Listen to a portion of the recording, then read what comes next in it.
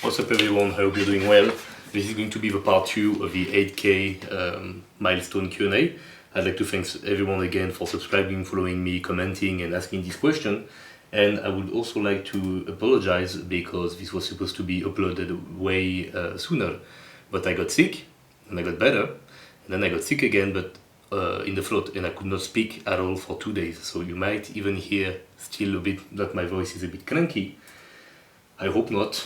Yeah, so I'm going to make this Q&A a monthly thing, and I'm going to make each time an announcement for you to ask your question. But even still, when I see someone asking a question, I will not answer specifically to still see the comment with a filter, so that way I know who to answer to. Okay? So let's go. Thank you. So first question, meat-based vegan. Ask, there is NeckFlex shop in Europe. Okay, so for those of you who do not know, NeckFlex is one of my sponsors, and it is the best neck harness industry in the entire world. No, there is not a NeckFlex shop in Europe. They sell worldwide from USA. So yeah, there you go. I'm pretty sure that you ask about the fee, about the transportation, and unfortunately they have no saying about that. So yeah, sorry man. But at least you have my code HERSOVYAC10 for $10 off your order. Okay, next question. Michael Schaefer ask, thank you for answering my question. No problem, bro. Another question, I will just put it there whenever there'll be another round of Q&A, okay? So the other round is right now, bro.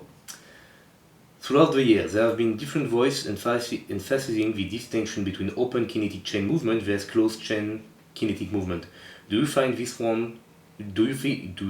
something worthwhile to consider when choosing exercise? For instance, to make sure someone has at least some closed kinetic chain and not just open, or do you view it as a factor in itself as rather overblown? Thank you for the question. It is a great question. Sorry.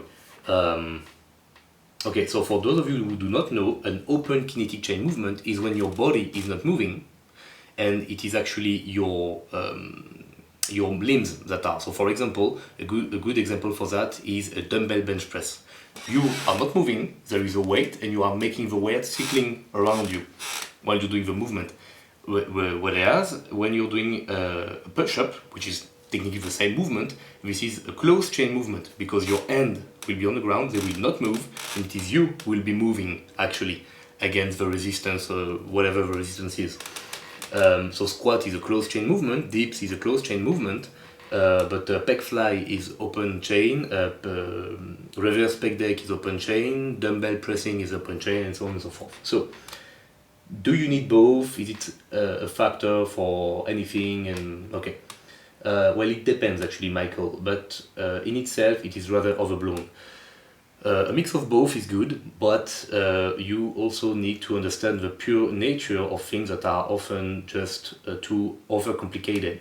Meaning that, for example, I'd like you to explain to me how you want us to make open chain movement in a leg training program that is not going to be bad for you, or that is actually going to serve something, because except for hip abduction and adduction, what do you really want to do open chain wise with your legs? Not much. Why? Because when you're doing squat or deadlift variations, okay, or leg press, you are already being in a position where you are able to go intense with these muscles that are obviously muscles that are meant to move you in space and also push or exert power. You don't exert much power with an open chain movement. It is for another thing, which is the complexity and the stability of another joint, for example like the shoulder. That's why many gymnastic and weightlifting coach always said hip requires intensity while shoulder require complexity, meaning that on a lower body day you can do just squat, deadlift, split squat, boom, done. You have 80% of your gains that are going to be right there. While with your upper body movement you have to do the horizontal press, horizontal pull, vertical press, vertical pull, you have to do the curls, you have to not forget about the isolation because your shoulder is a very complex joint, very mobile and so on and so forth. So in itself, I do not think you should worry about that, but it is a good tool, for example, when something is hurting, to check if it is more on open chain movements that it is hurting. For example, your shoulder hurt. Is it hurting on push-up or dips?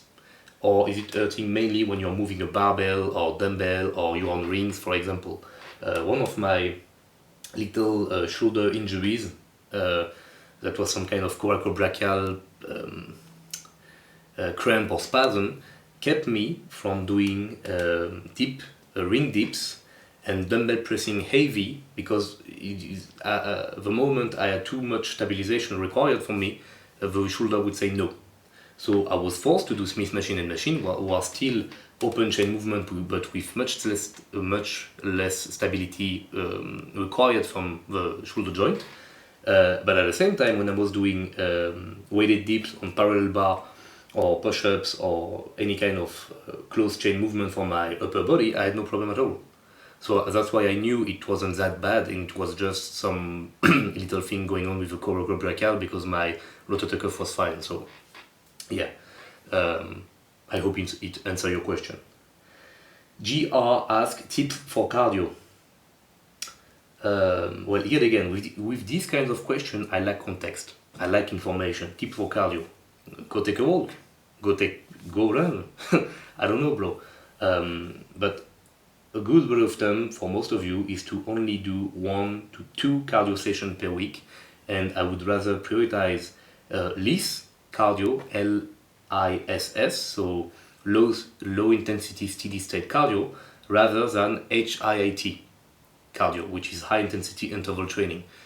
The sheer reason and only reason for that is that it is just simply easier for you to go into fat burning mode with LISS cardio and to not impact too much your recovery, while HIIT, most people overdo it, do not understand how to really prepare and train it, and they just do too much. It's literally like a very hard conditioning session that they create. So yeah, 1 or twice per week, LISS cardio.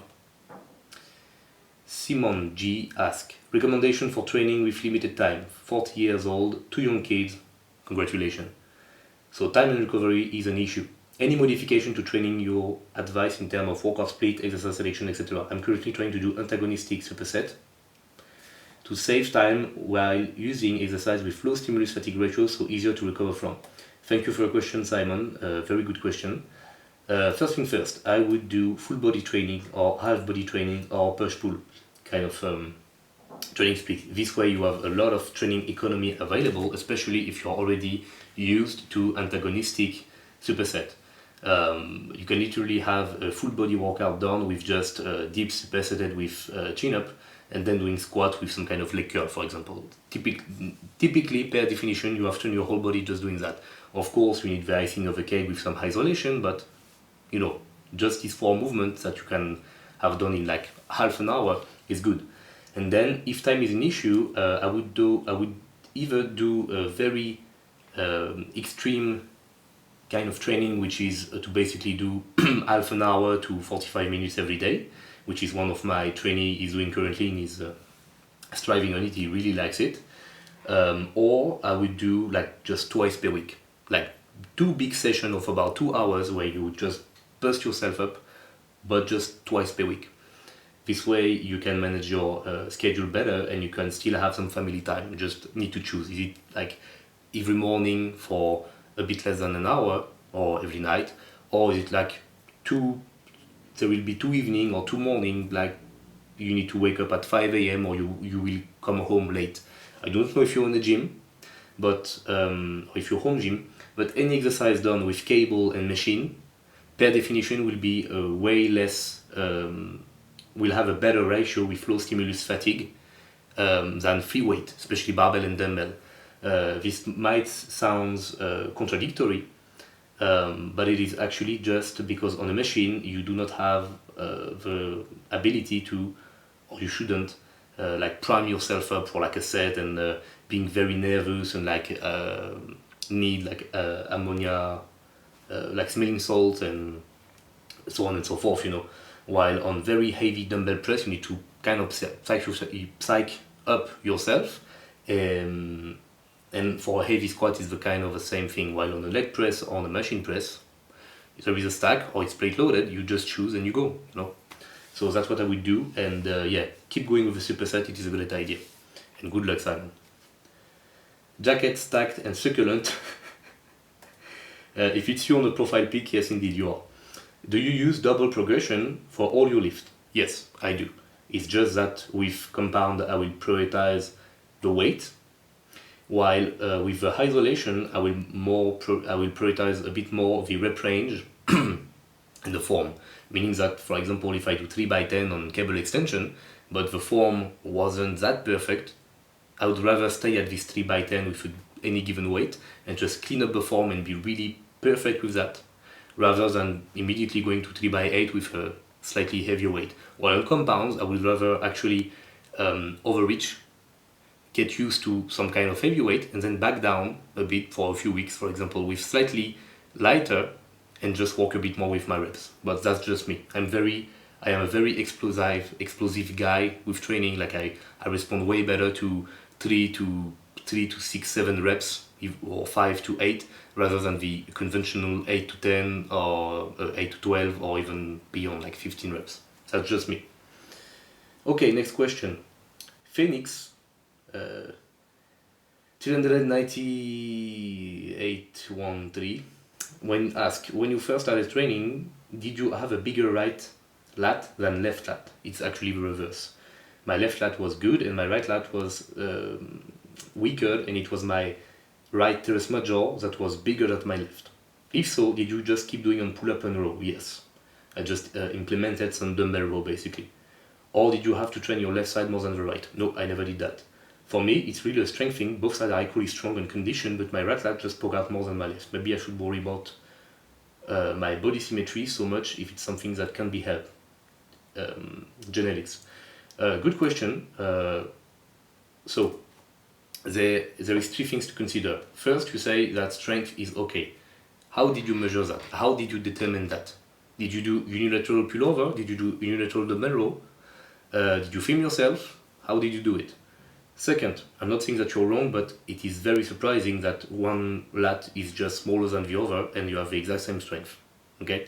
So my guess is that actually on your left side, you probably have slightly bigger and stronger traps and rhomboids, and or rear delt, and or long head of the triceps, and or biceps. Any muscle that can actually assist in a rowing or pulling motion potentially can be stealing away the work of your lat, and you are kind of in an imbalance, but it's balanced out, or more or less.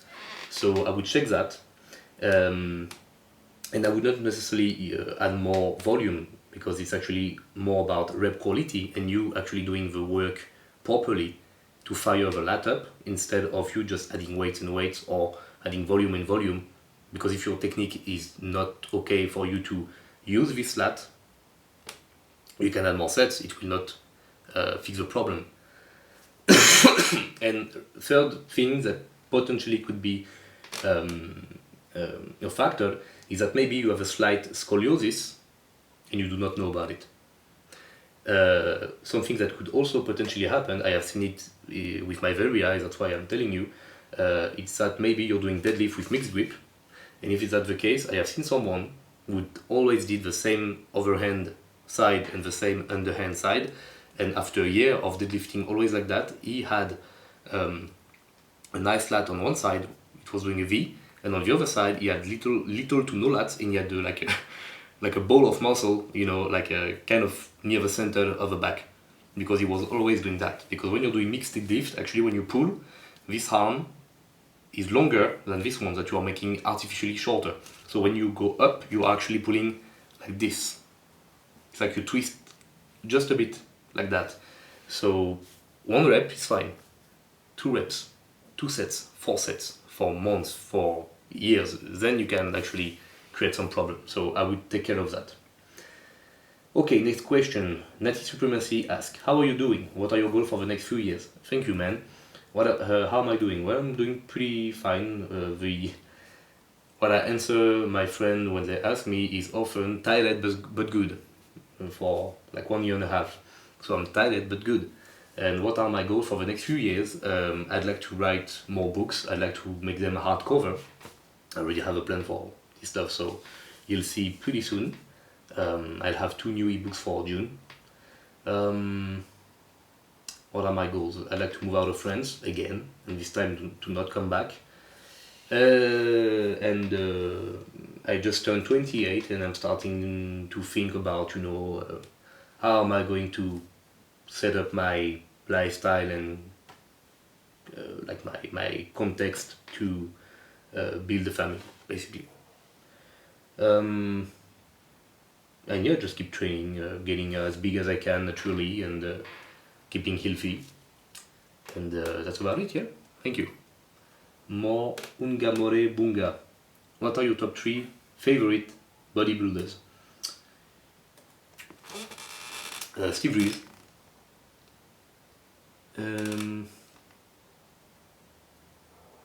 I like Serge Nubretz too.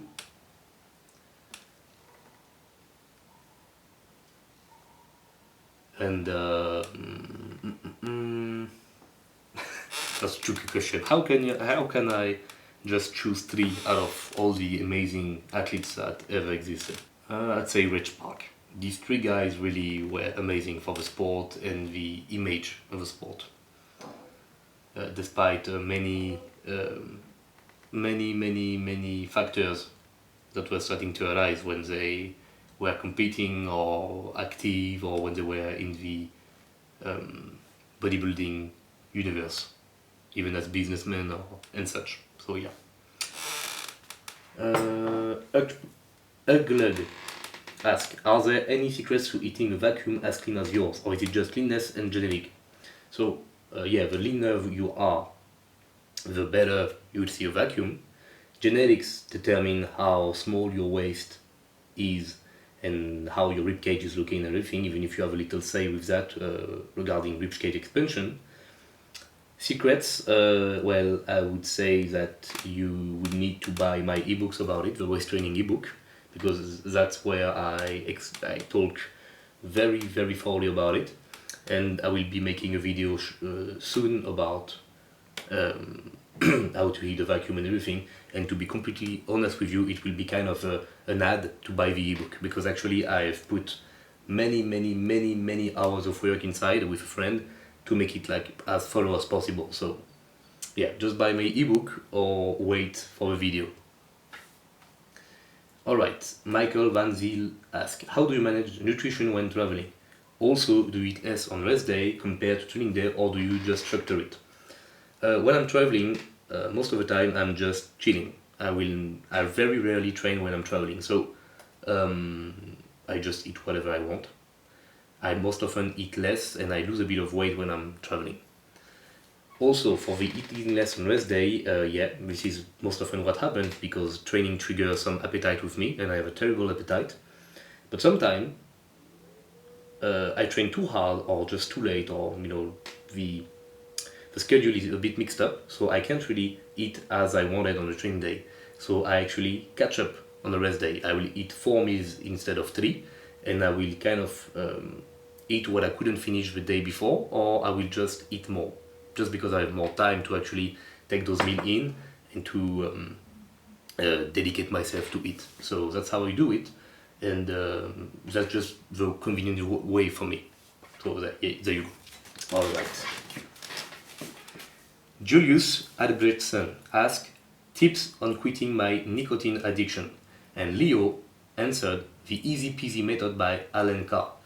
So thank you for the question, and I do not know the easy peasy method by Alan Carr, but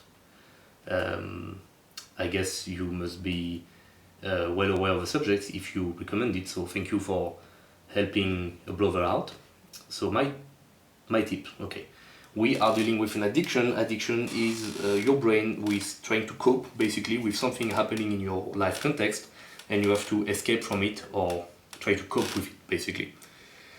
I like this word cope because we do not have the same kind of word in France. In French, sorry. and it can englobe many things. But basically, when you're trying to cope with something, is that you cannot escape it. You have to cope with it. You have to deal with it. And an addiction most often allies with that. Something is stressing you out. Something is perturbating, and like you cannot bear it. So you need to compensate. You need to cope. Okay. Some people will cope with sugar. Some people will cope with chocolate. Some people will cope with alcohol. Others with nicotine, over with porn, weed, drugs, video games, betting, and it is something that is making you feel more balanced and okay. So your body makes it a go-to when something is perturbating you. It's like it's part of your homeostasis now. Okay, your body is adjusting to every day to keep healthy to many things that can be good and bad. And now this thing is making you feel good. So your body is like, okay, well, I am integrating it into the equation of my homeostasis, and now I'm going to be okay, because you're trying to cope with something. So actually, most addiction, in my opinion, and in many doctors' opinion, like repeat, is a symptom of a deeper, I was going to say evil, but no, like a deeper injury, a deeper thing that is hurting you, that is perturbating you. So you could basically trade it for another kind of addiction, which could be healthier or better manageable. For example, if you were to train really very hard, it would be easier for you to cope with many things, because you would basically cope by training very hard and making you feel better at the gym. So of course you can overuse, you can get injured, you can get addicted to caffeine, pre-workout and other stuff, or even steroids, even worse. But you would have some kind of context and like a square box to evolve around. So that could be, in a way, a healthier addiction. But it's still an addiction. And there is still this addictive behavior about you going with something that your life is trash, so you have to do this, and you will go like 40 hours per week in that, just because you have to escape the other thing. So my other advice for you would be to actually deal with the things that are making you feel bad. Sometimes you can't, but sometimes you can. You can't maybe do it for everything, but maybe quite a few things can actually be entangled and worked through. Maybe it's your relationship, maybe it is a problem with your family, maybe it's a problem with your work, with your boss, with the area where you live, you know. So you could do that. Another way, which is a bit more practical for some of you, is actually to just build the mental fortitude and the discipline to not go into that coping mechanism and use a substance or a behavior to escape reality or what is hurting you. So in your case, that would be to actually quit smoking and keep a cigarette pack near you, and when you're starting to feel bad and stressed, you pull it out of your desk, put it there, you watch it, and you just do that. You watch it. You don't do anything, you just watch it. Your addiction will make you want to open and smoke on. But you know you're not supposed to do that. So it will be an arm wrestling contest between your addiction and your sheer willpower. And it's kind of ride or die, you know, when you do that. But actually, the first time you will do it, it will be hard. The second time it will be harder, and then so on and so forth. And it will become more and more easier for you to resist the urge. And you can do that with anything. You can do that with a bottle of alcohol, with a cigarette pack, with weed, with drugs. You can do that with porn. You just open whatever thumbnail of whatever website, and you just like that. And you say, and you quit it. You know, you click the red cross. You can do that with betting. You can do that with anything.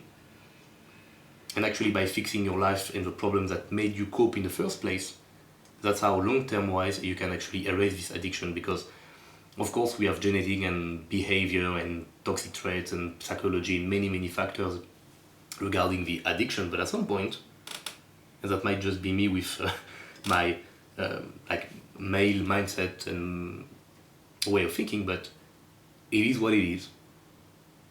until it isn't. You choose. Same thing with being fat. Same thing with being sick. Same thing with being poor. Same thing with the victim mindset and mentality. Same thing with so many things. At some point you have a choice. Do you keep going or do you stop? You know? And yeah, that's about it. Good luck, man. A Kenyan lifter asks, what do you do to train forearm? I don't want to do bench brace wrist curling. Can I wrist roll my way to big forearm? Alex William said, definitely.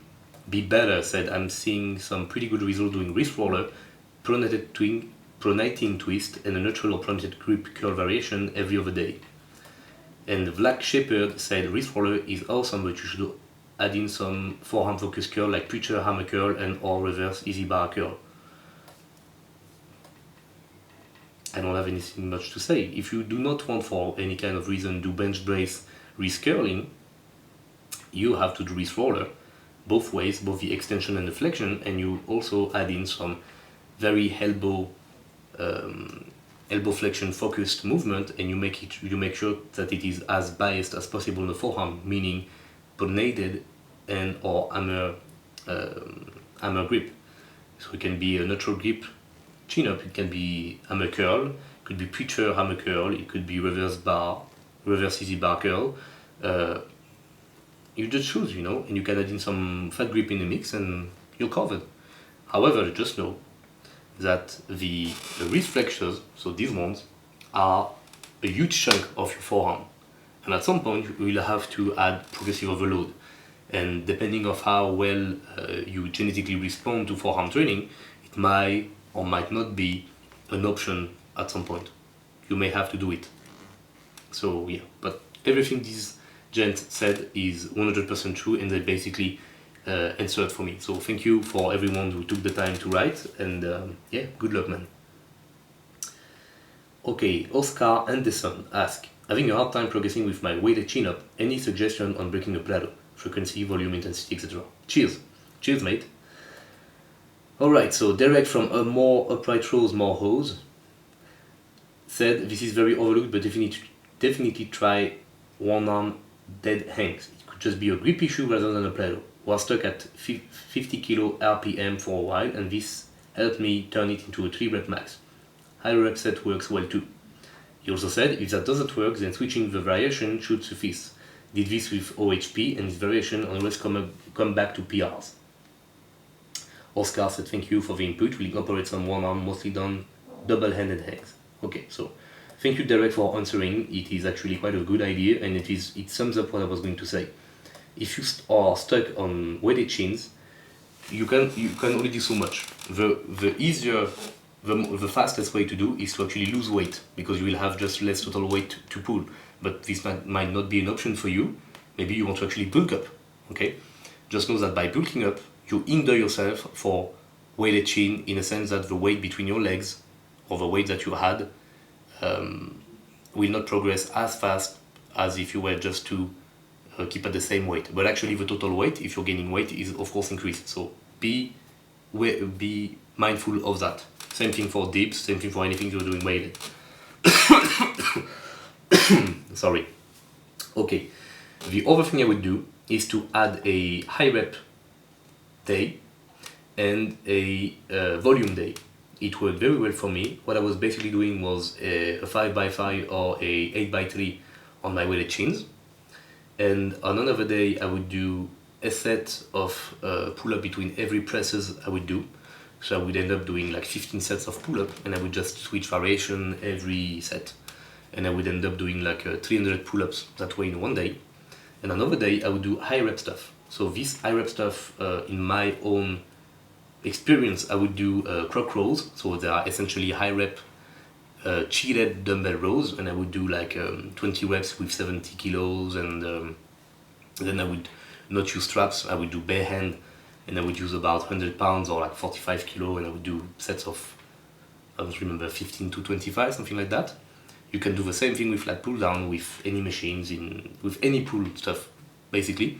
And these high rep stuff are good because the difference between tempo work with pauses on your weighted chin and high rep is that with high rep, any kind of smaller muscles than your upper back and lat muscle basically will be the limiting factor, but you will still have a good rep tempo, a good rep speed. So we'll see immediately what is actually making you slack and maybe lack strength. For example, it could be your brachialis, or it could be your brachioradialis, it could be your rear delt, it could be your rhomboid, it could be teres major, anything. By doing high reps, the first thing that is starting to fail you, you will see that it is a weak point. So it is a great way to actually shed light on what is your problem. And this is way better, in my opinion, than doing paused work or tempo work on weighted chins, because on weighted chins, where is most of the time the sticking point? It's here. So the only real viable option for you to do pause work is actually here, because this will be the weakest position for most. Doing weighted pause here, what are you trying to achieve? It will not work, it will not help you work the sticking point that is most often right here, where you have the less biomechanical advantage on your leverage, which are your shoulder, your arm and everything, than here. It's like a curl. The sticking point often with a curl is right there, because this is where you have the most leverage. The weight is here and the fulcrum is there. Here it's closer and here it's closer. So it's here that you have the most amount of trouble, right? So pause work can be tricky. And the other thing is that doing chins with a dead hang, for example, like to relax and then you go up, first, it's very traumatic on the shoulder, and second, it doesn't change the fact that the sticking point will be here. You never see someone fail at the bottom, at the deep bottom of a rep on the chin. You see him fail right here, or a bit here, or maybe here, right? You don't see him fail at this first initiation of a movement with the shoulder blade, right? So that's why it will not help. High rep work will be good, volume work will be good, and you keep, of course, one heavy day. Everything I just said, you can basically apply to any kind of compound lift, by the way. And then for the intensity, for the variation, I don't know what variation you're doing. Do not do supinated work with weights. Do it body weight or barely with any kind of added weight. Do neutral and do pronation, and then you play with grip width, and you play with everything I just said. All right, and that should help and fix your problem. All right.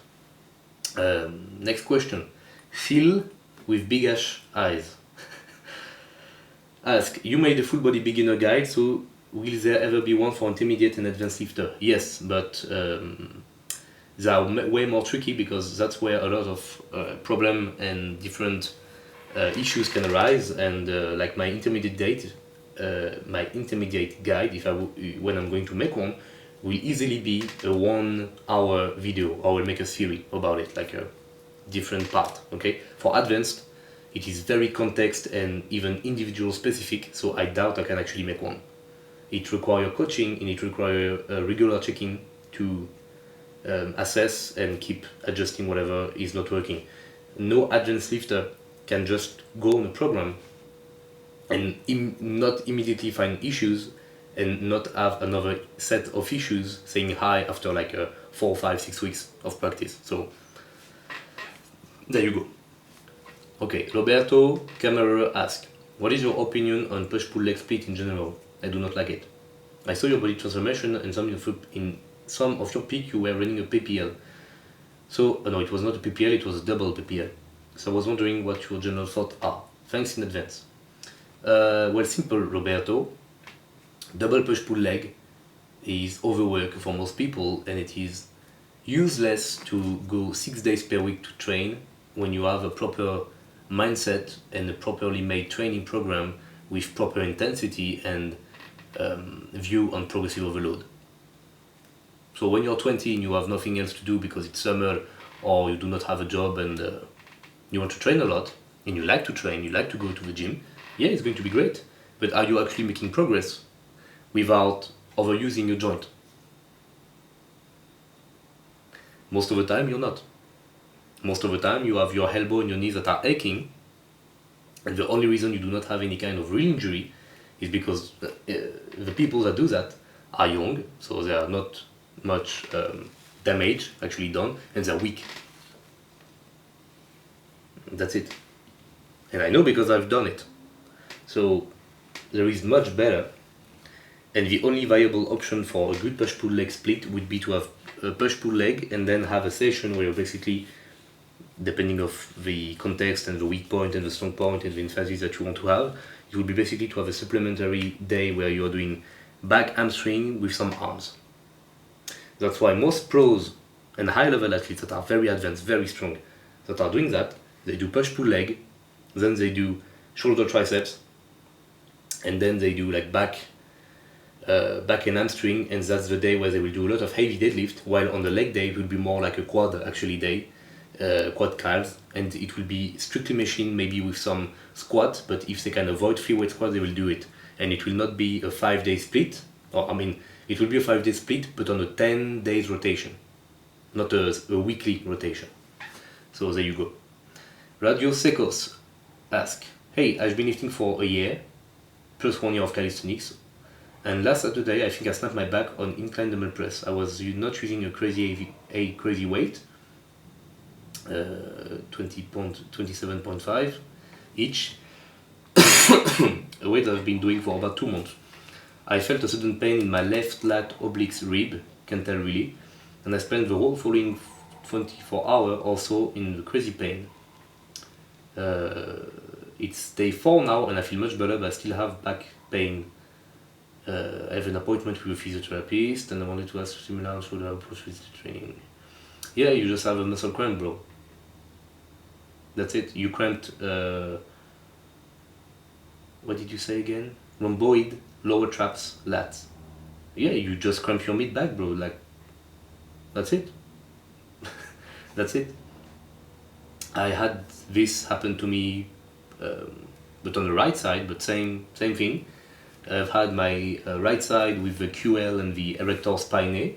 I've had left side too, a bit higher on the lumbar. I've had left traps. It's just a muscle cramp, and most likely something was wrong with your posture, and it's just the added accumulative fatigue on the area. So my guess is that you have a lot of tension, so some back cracking will help you, some decompression will help you, and some massage will help you. And also fix your form. Something must be wrong with some stuff that you're doing. But I've had something similar, it's fine. It has nothing to do really with the weight. It could have been 60 kilo per hand, you would have done the same thing. It's just accumulative fatigue and stress and maybe some tightness and everything. And you just did not knew until it said, okay bro, stop, and you felt some snap, some cramp happening. But nothing wrong really with that. And yeah,